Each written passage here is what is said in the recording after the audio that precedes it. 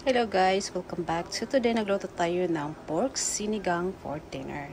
Ayan guys, pinakulo na natin ang ating pork kanina pa lang at palalambutin lang natin ng konti. Maglagay tayo ng sinigang mix sa sampalok. Ito nilagay natin isang pakete na tamarind soup base sinigang sa sampalok na ginamit natin sa ating sinigang. At naglagay din tayo dito ng ginger, tomato at saka onions sa ating pinakuluang baboy. Ayan.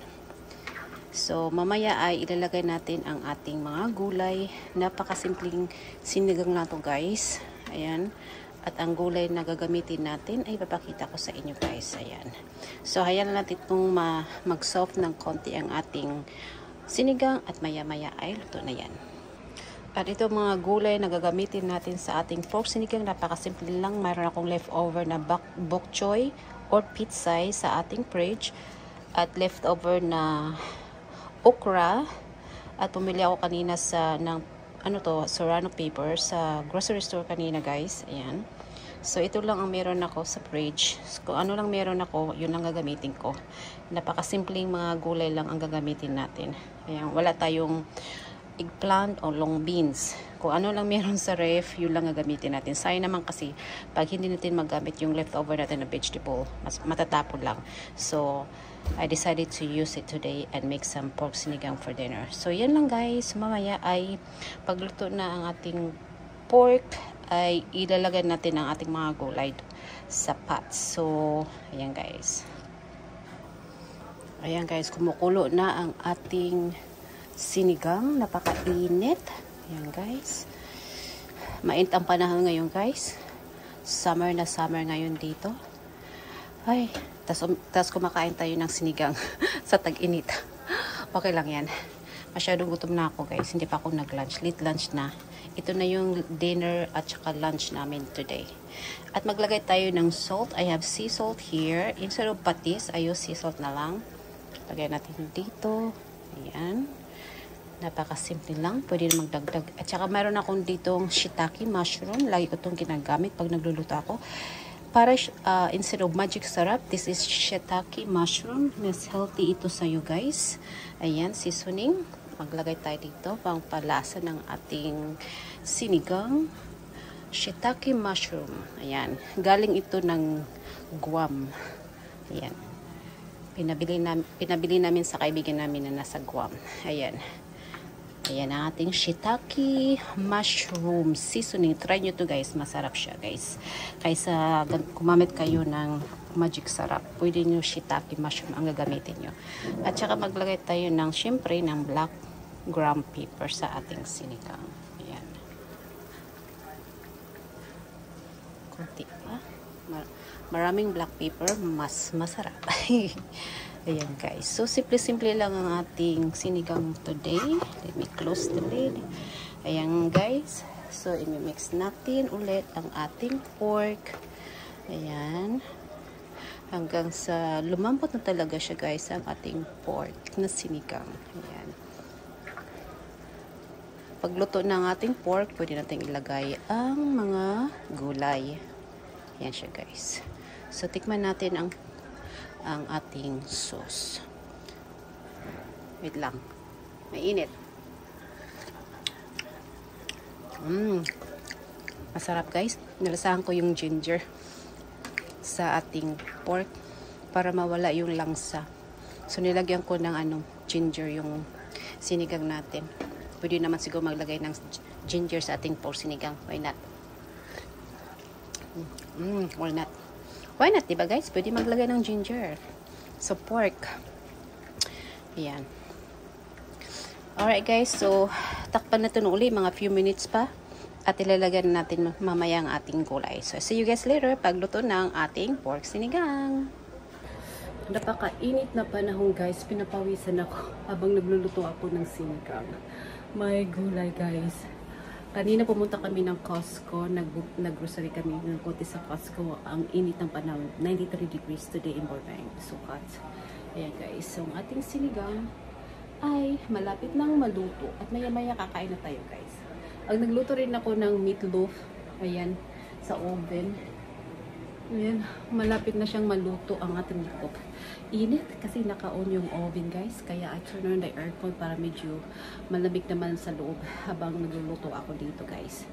Ayan na guys, ang ating sinigang. Thanks for watching guys. Kita ko sa maya pagtapos ng ating pork sinigang.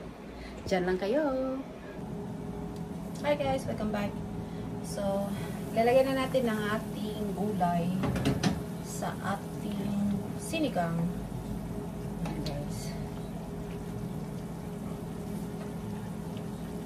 Lagay natin yung serrano pepper tsaka yung okra. Simpleng sinigang lang to guys. Nagluluto ng sinigang habang mainit ang panahon. Ayan. Malambot na yung karne natin. Yung meat is already soft. So it's good. Tikman na tuloy yung sabaw.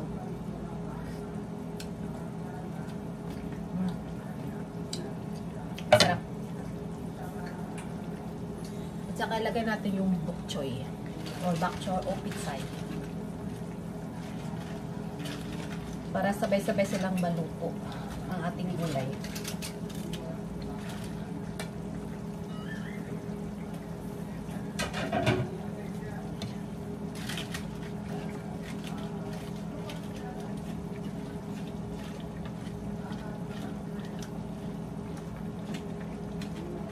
Magdagdagan ko ng kunting asin.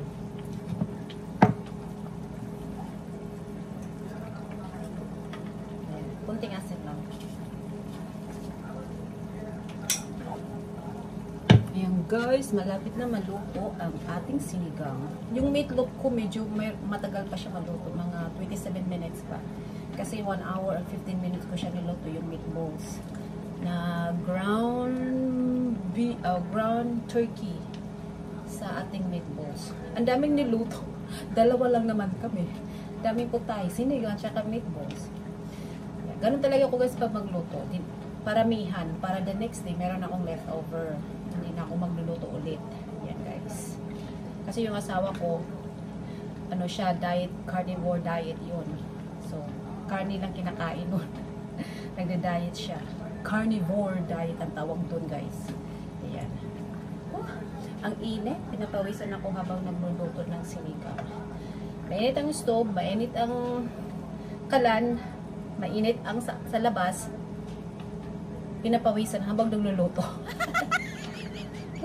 Grabe guys. Ayan. So, pakalo natin ng kunti. Just let's boil the sinigang para maluto yung natin, yung gulay natin. And then wala, tapos na ang ating sinigang na baboy.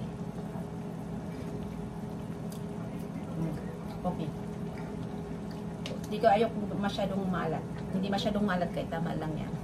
Dagdagan lang natin kunting asin para medyo malasahan niyo yung gulay, di ba? Ayan. So tapalan natin at tapos na ang ating sinigang na baboy. Kunting siguro mga 1 minute. Hanggang lumampot lang ng kunti yung natin, yung okra at saka yung gulay, and that's it. So balik ko kayo mamaya na. Thank you for watching. Hi guys, so ngayon i-check natin ang ating sinigang. I think it's cooked na. Luto ng ating gulay. Ayan. Huwag natin masyadong i-overcook din ang gulay. Ayan guys, luto na ang ating sinigang na baboy. Oh, this is so good guys. Gutom na talaga ako guys. Hindi pa ako nag-lunch. Late lunch na to. So, dinner at lunch na to guys. Niluto natin na sinigang for today. Ayan guys. Ito na ang ating sinigang na baboy. Tikman natin ulit.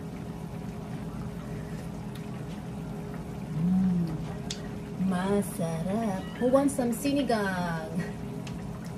Kain tayo guys ng sinigang guys. Luto na ang ating sinigang na baboy. Ayan. Sana guys, nagustuhan nyo ang video na to. At nagustuhan nyo ang aking sinigang. Napakasimple lang. So, thank you guys so much for watching, and I see you guys next time. Bye! Don't forget to like and subscribe.